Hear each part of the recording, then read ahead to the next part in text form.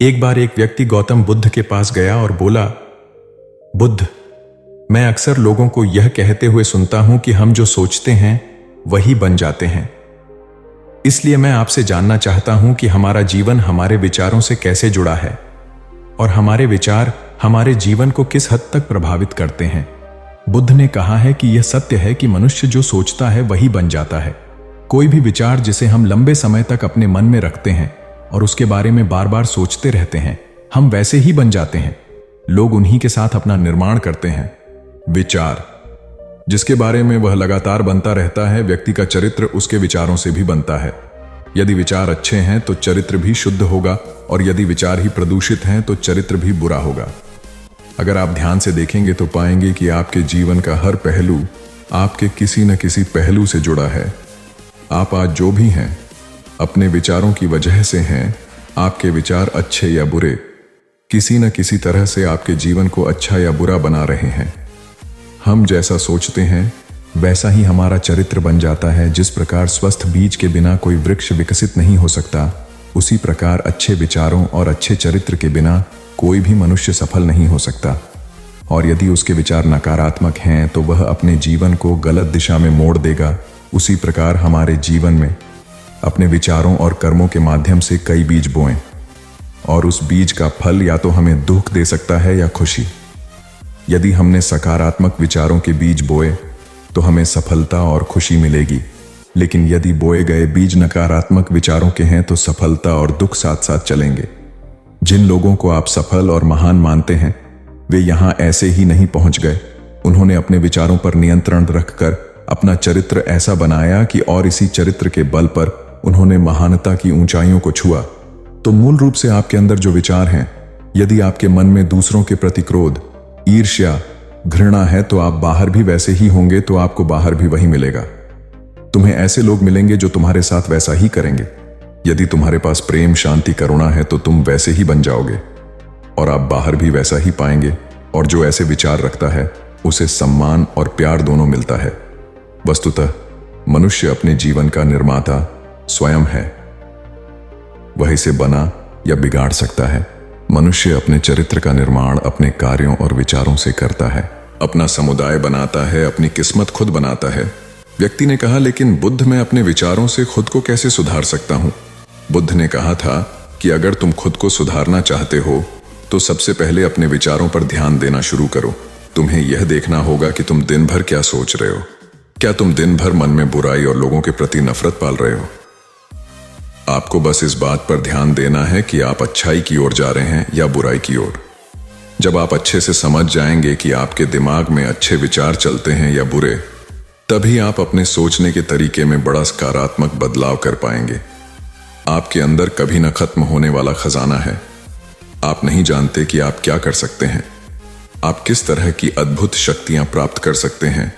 आपने महान योद्धाओं और महान लोगों के बारे में तो सुना ही होगा।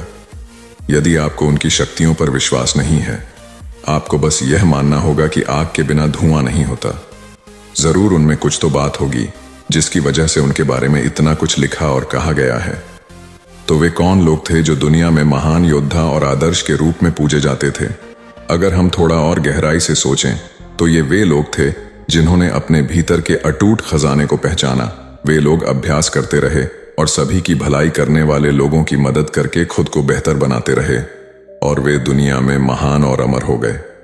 और अगर आप भी ऐसा ही करना चाहते हैं तो सबसे पहले आपको अपने विचारों पर ध्यान देना होगा। बुद्ध ने आगे कहा, एक मानव मन बगीचे से तुलना की जा सकती है। जैसे बगीचे को साफ और सुंदर रखना, समय समय पर उसमें उगने वाले खरपतवार को हटाना पड़ता है, रोज पानी देना पड़ता है, पौधे की देखभाल करनी पड़ती है। उसी तरह हमें अपने मन को भी सुंदर और सकारात्मक बनाए रखने के लिए उसका ख्याल रखना होगा। इसमें से लगातार नकारात्मक विचारों को हटाकर सकारात्मक विचारों को जगह देनी होगी। इसके लिए हमें डर, चिंता, नफरत और ईर्ष्या जैसी भावनाओं से खुद को दूर रखना होगा। और इसके लिए आपको अपने अंदर चल रहे विचारों पर लगातार ध्यान देना होगा। किसी भी व्यक्ति के अंदर उठने वाले विचार और उसका चरित्र अधिकतर उसके आसपास के वातावरण और परिस्थितियों पर निर्भर करते हैं। लेकिन इसका मतलब यह नहीं है कि किसी व्यक्ति की स्थिति खराब है, अतः उसके विचार सदैव त्रुटिपूर्ण रहेंगे वह उन पर ध्यान देकर अपने विचारों को बदल सकता है। और जैसे ही उस व्यक्ति के विचार बदल जाते हैं तो उसका चरित्र और उसके काम करने का तरीका अपने आप बदल जाता है। ये सभी चीजें धीरे धीरे सीखनी होती हैं। विचारों के काम करने के तरीके को समझना होगा। आपको सबसे पहले यह स्वीकार करना होगा कि जो काम सामने वाला कर सकता है वह आप भी कर सकते हैं। आपको बस इसका बार बार अभ्यास करने की जरूरत है। नई चीजें सीखने की जरूरत है। जैसे जैसे आपका मन बदलेगा आपकी परिस्थितियां भी बदल जाएंगी। आप जो भी विचार बीज रूप में अपने मन में डालते जाएंगे ये धीरे धीरे आपके चरित्र और आपके कार्यों में दिखना शुरू हो जाएगा। और एक बार वह विचार आपके अंदर जड़ें जमा लेगा तो आपको सफल होने से कोई नहीं रोक सकेगा। लेकिन अगर वह बीज या विचार नकारात्मक है तो आपको भी असफलता से कोई नहीं बचा सकता। इसलिए अपने विचारों के प्रति बहुत जागरूक रहने की जरूरत है। आप अपने अंदर किस तरह के विचार ला रहे हैं? एक बात हमेशा याद रखें, हमें वह नहीं मिलता जो हम चाहते हैं, बल्कि हमें वह मिलता है जो हम हैं। और हम अपने विचार हैं, इसलिए इच्छा करना और उस इच्छा के बारे में अच्छा सोचते रहना और उसे पूरा करने का प्रयास करना दो बिल्कुल अलग चीजें हैं। क्योंकि इच्छा तो हर कोई करता है, लेकिन उस इच्छा के बारे में लगातार सकारात्मक सोचना और उसे पाने के लिए कड़ी मेहनत करना बहुत ही कम लोग ऐसा कर पाते हैं। इसीलिए अगर आप अपनी परिस्थितियों को बदलना चाहते हैं तो सबसे पहले आपको खुद को बदलना होगा। लेकिन ज्यादातर लोग अपनी परिस्थितियों को तो बदलना चाहते हैं, लेकिन अपने सोचने और काम करने के तरीके को नहीं बदलना चाहते। और अगर लोग ऐसे ही रहेंगे तो उनके हालात कभी नहीं बदलेंगे। उस व्यक्ति ने कहा कि बुद्ध, हमारे विचारों का हमारे शरीर पर क्या प्रभाव पड़ता है? बुद्ध ने कहा था कि हमारा शरीर हमारे दिमाग का गुलाम है। हम जो भी सोचते हैं उसका पहला प्रभाव हमारे शरीर पर ही पड़ता है। आपने देखा होगा कि जो लोग बहुत अधिक चिंता करते हैं और डरते हैं वे जल्दी बीमार पड़ जाते हैं। साथ ही जो लोग दूसरों से ईर्ष्या करते हैं और हमेशा नकारात्मक सोचते हैं वे भी बहुत जल्द मानसिक और शारीरिक बीमारी का शिकार हो जाते हैं। और अगर आप ऐसा सोचते हैं तो आपके साथ भी ऐसा ही होगा। इसके विपरीत जो लोग हमेशा खुश रहते हैं वे दूसरों के बारे में अच्छा सोचते हैं, हमेशा स्वस्थ रहने के बारे में सोचते रहते हैं, तो उनकी ऊर्जा एक समान हो जाती है और इस ऊर्जा का सकारात्मक प्रभाव सबसे पहले उनके शरीर पर पड़ता है। क्योंकि जिस व्यक्ति का मन शांत होता है उस व्यक्ति के शरीर की आधी बीमारी अपने आप ही खत्म हो जाती है। हम स्वस्थ रहेंगे या बीमार यह हमारे आसपास के माहौल और परिस्थितियों के अलावा हमारी सोच पर भी निर्भर करता है। एक कमजोर और बीमार विचार हमारे शरीर को भी कमजोर और बीमार बना देता है। आपने अपने आसपास देखा होगा कि जो लोग बीमार होने से सबसे ज्यादा डरते हैं, जो सबसे ज्यादा बीमार पड़ते हैं, इस डर ने लाखों लोगों की जान ले ली है। इसके विपरीत जो लोग अपने शरीर के बारे में अच्छा सोचते हैं वे स्वस्थ और मजबूत महसूस करते हैं। और जिनके विचार शुद्ध होते हैं उनका शरीर स्वस्थ और मजबूत हो जाता है। वैसा ही हमारा शरीर सिर्फ एक उपकरण है और हमारा मस्तिष्क इस उपकरण को नियंत्रित कर रहा है। जैसे अच्छा भोजन हमारे शरीर के लिए जरूरी है, उसी तरह अच्छी सोच यह हमारे शरीर के लिए भी बहुत महत्वपूर्ण है। जैसे ही आपके विचार शुद्ध हो जाएंगे इसका सबसे पहला असर आपके शरीर पर दिखाई देगा। एक शुद्ध और सकारात्मक दिमाग आपको कभी भी खराब खाना खाने नहीं देगा। इसलिए सबसे पहले अपने दिमाग को सुरक्षित रखें, फिर यही दिमाग आपके शरीर को हर बीमारी से बचाएगा। यदि कोई बीमार और कमजोर व्यक्ति अपने शरीर को पूरी तरह से स्वस्थ बनाना चाहता है तो उसे सबसे पहले अपने शरीर को ठीक करना चाहिए।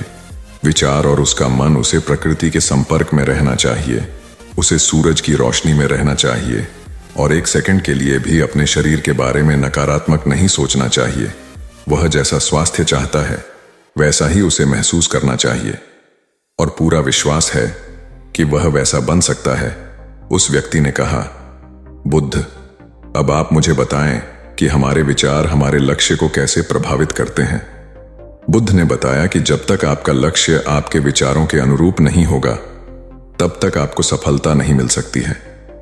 कहने का मतलब यह है कि आप हर दिन एक नई चीज सोच सकते हैं जो मैं आज चाहता हूं, यह बनना, कल मैं वह बनना चाहता हूं या बाद में कुछ और।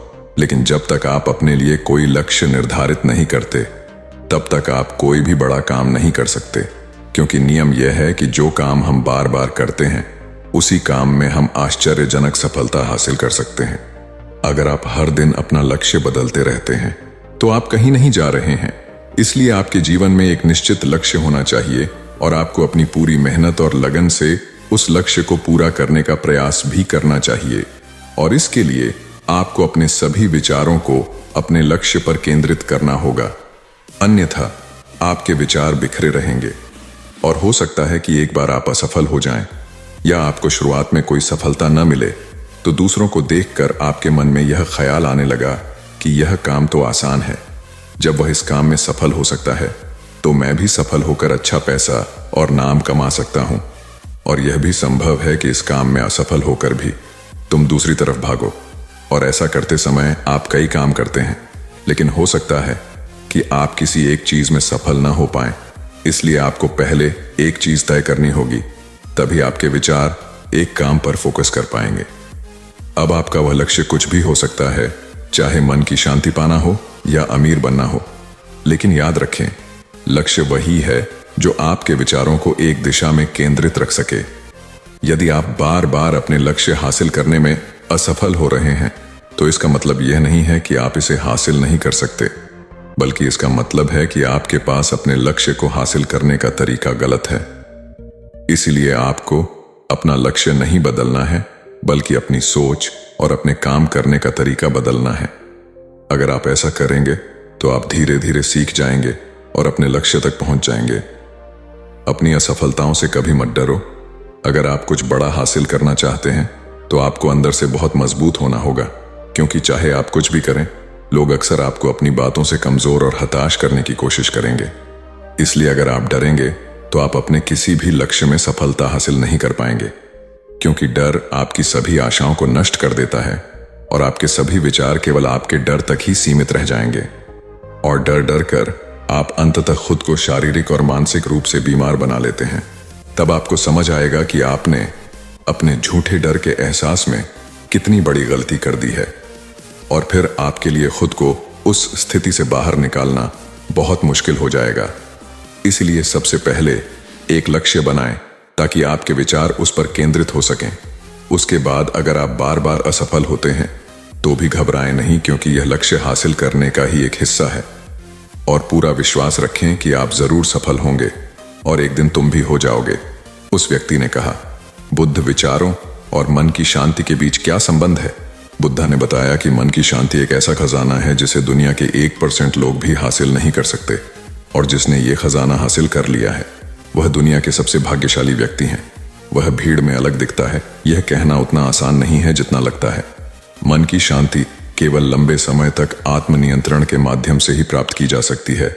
जब कोई व्यक्ति खुद को समझता है और दुनिया, प्यार और प्यार के बीच के अंतर को समझती है, उसके अंदर नफरत, डर और ईर्ष्या जैसी भावनाएं खत्म हो जाती हैं। तब एक दिन व्यक्ति को मन की सच्ची शांति मिल सकती है, और यही हर इंसान का अंतिम लक्ष्य भी है। एक शांत व्यक्ति सबसे खराब परिस्थितियों में भी खुद को नियंत्रित कर सकता है। एक शांत व्यक्ति के पास जितनी मानसिक शक्ति होती है उतनी किसी और के पास नहीं होती। शांत व्यक्ति का अर्थ है वह व्यक्ति जिसका मन पूर्णतः शांत हो, क्योंकि जैसे ही आपका मन शांत हो जाता है आपके सभी विचार शांत हो जाएंगे, और तब आपको महसूस होगा कि सचमुच आपका दिमाग कितना शक्तिशाली है। जैसे ही आपको मानसिक शांति मिलेगी आप महसूस करेंगे कि आपकी मानसिक शक्ति इतनी बढ़ गई है कि आपके लिए सब कुछ आसान हो गया है। आप जहां भी हों, आपकी परिस्थितियां जो भी हों, आप खुद को स्वीकार करना शुरू कर देंगे। आप हमेशा खुश रहेंगे, और अगर आप यह मुकाम हासिल करना चाहते हैं तो इसकी शुरुआत आपको अपने विचारों से करनी होगी। अपने विचारों पर नियंत्रण, और अपने विचारों पर यह नियंत्रण आप केवल और केवल ध्यान के माध्यम से ही प्राप्त कर सकते हैं। इतना कहकर बुद्ध चुप हो गए और ध्यान करने लगे, और वह व्यक्ति भी उनको प्रणाम करके चला गया। तो दोस्तों, उम्मीद करता हूं आपको इस कहानी से एक अच्छी सीख मिली होगी। यह कहानी आपको कैसी लगी हमें कमेंट बॉक्स में कमेंट करके जरूर बताएं, और इस कहानी को अपने दोस्तों के साथ जरूर शेयर करें ताकि उन्हें भी इस कहानी से कुछ सीखने को मिल सके। धन्यवाद।